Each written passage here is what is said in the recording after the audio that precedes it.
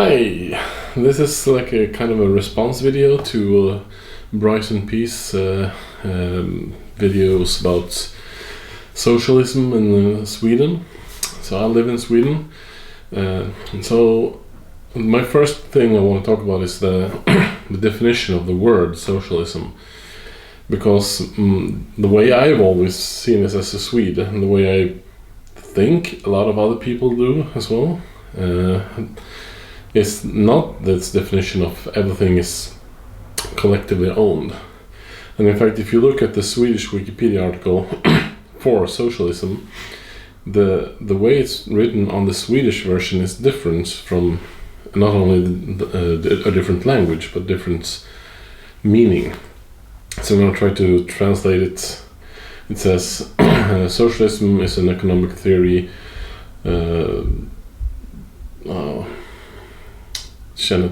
known for the collective states like governments forms and a belief in the group and the collectives and the masses' ability to organize and solve economic and political problems. And I think that's the key here for Swedes, or for me.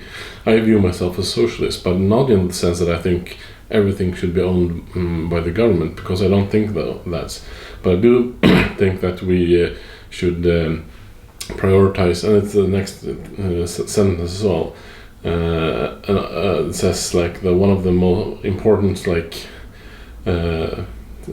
tenets of socialism is that the collective's good is more important than the individual's good, and I think that's the definition that most Swedes think of when they think of socialism. I might be wrong here. This is my personal view of what I believe, of what Sweden thinks. It's definitely the way I think about socialism, and if you look at the Wikipedia article, it seems like it's not only me, and when I've talked to other people, it seems like that's the case as well. So with that in mind, with that definition of socialism, I do think Sweden is socialist, because we have high tax, and we have all these social security networks, and all the things we have, like paid paternity and maternity leave, and we have vacation, 5 weeks guaranteed vacation each year, paid vacation each year, and all the pension and free healthcare and free education and all those things, because we think the collective should be prioritized over the individual, basically. Sweden's definitely a market economy. We have the few things that are still owned by the government. Most notably, maybe the liquor and alcohol can only be sold through the government-owned business, whatever you want to call it. But there are a few other things as well. Most of the things have been privatized, though.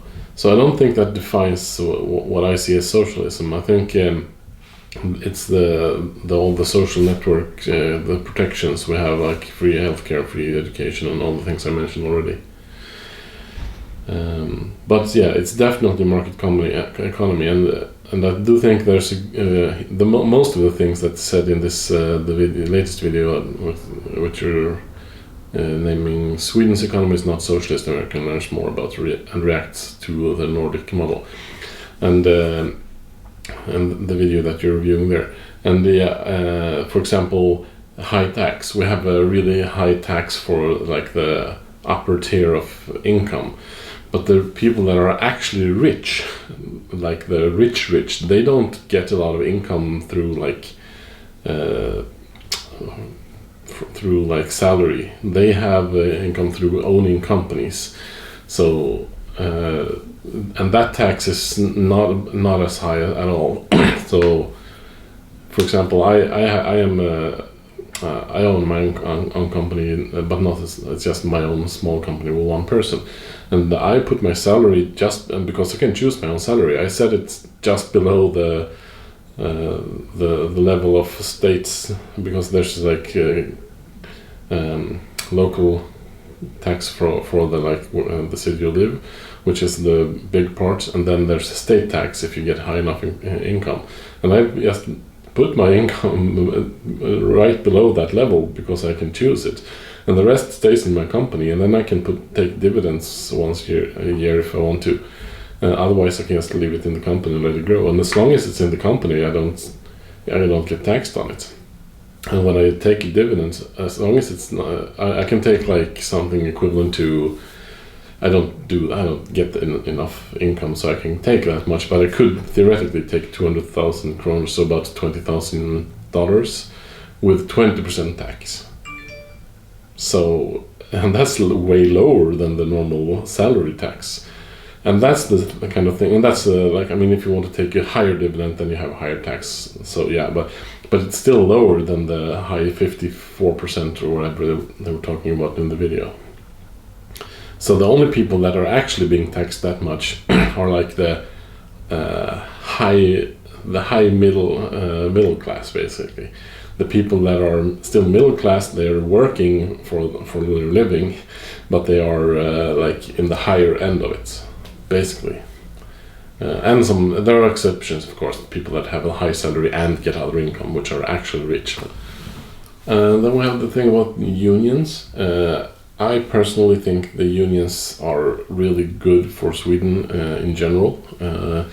I do think that they have had, or at least had, maybe even still have, too much power. And not that they abuse the power, but that they actually implement some things through having this power. They are like getting things implemented politically through like political pressure, which aren't actually necessarily good for the workers, even though it might seem like it is. Like, for example, it's really, really hard to fire someone in Sweden. If you have a permanent contract, I don't know how to translate it really, but there's different levels of contracts.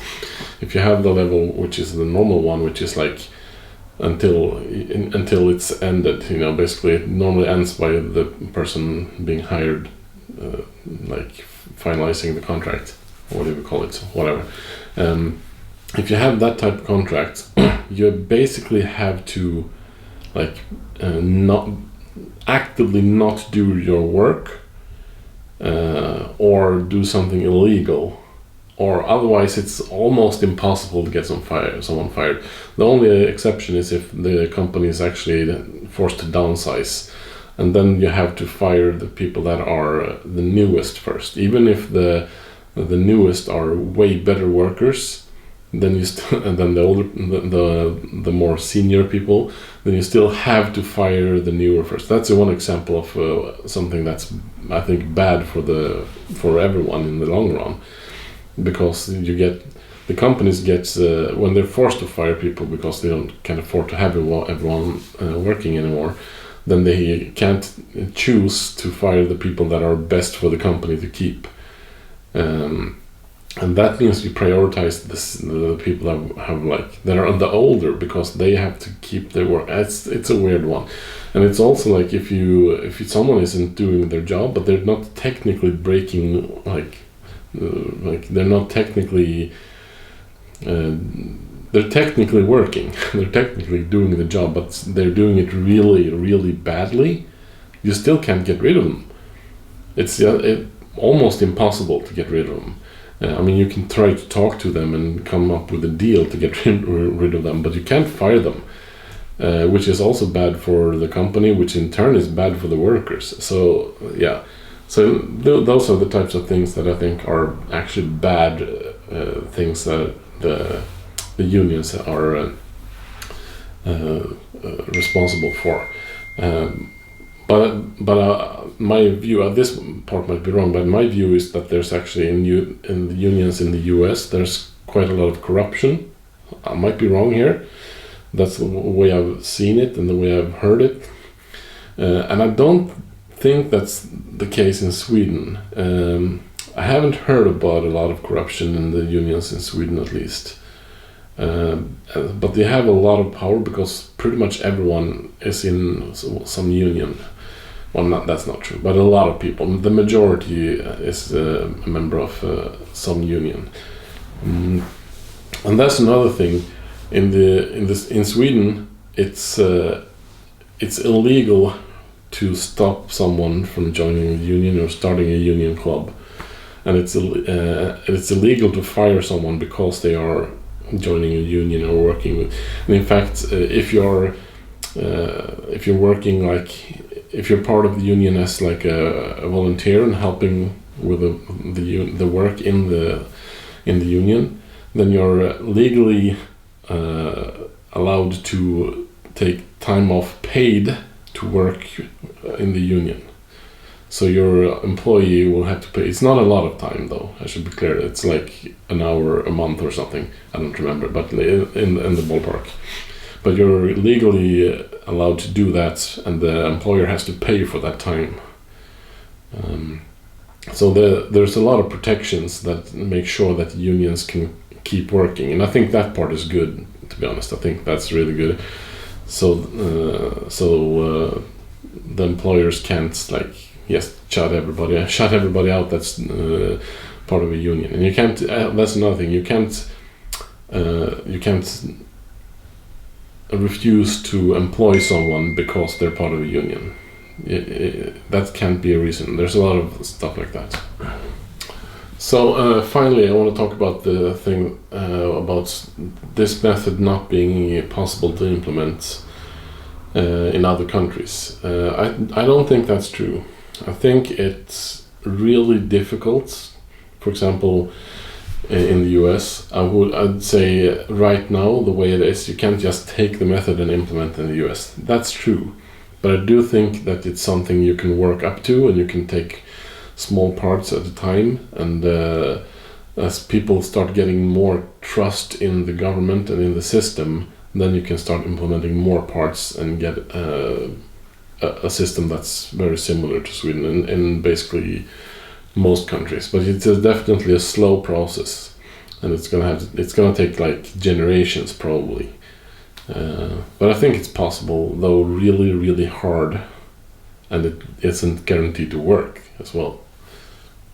So yeah, I think you're doing really interesting stuff.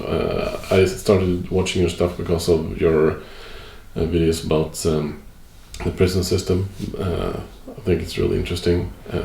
I can tell that you're clearly a really smart guy, even if you haven't got like the education in some stuff. But that's like, yeah, you gotta learn sometime. So keep up the good work. I'm looking forward to seeing more of your stuff in the future.